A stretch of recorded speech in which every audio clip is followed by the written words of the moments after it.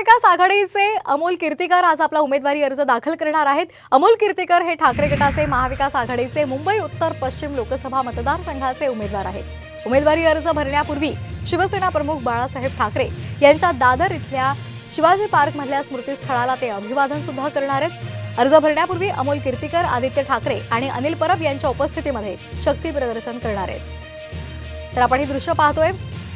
अमोल कीर्तीकर यांनी शिवाजी पार्क मधल्या बाळासाहेब ठाकरे यांच्या स्मृतीस्थळाला अभिवादन केलेलं आहे। त्यांना पुष्पहार तिथे अर्पण करून त्यांनी अभिवादन करत आता ते थोड्याच वेळात अर्ज भरण्यासाठी रवाना होतील।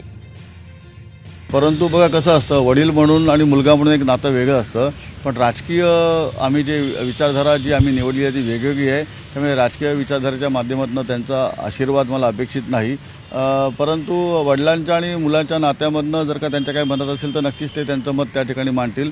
परंतु विषय असा आहे की त्यांनी निर्णय घेऊन आता बरेच महिने झाले, त्यामुळे हा विषय जुना झालेला आहे।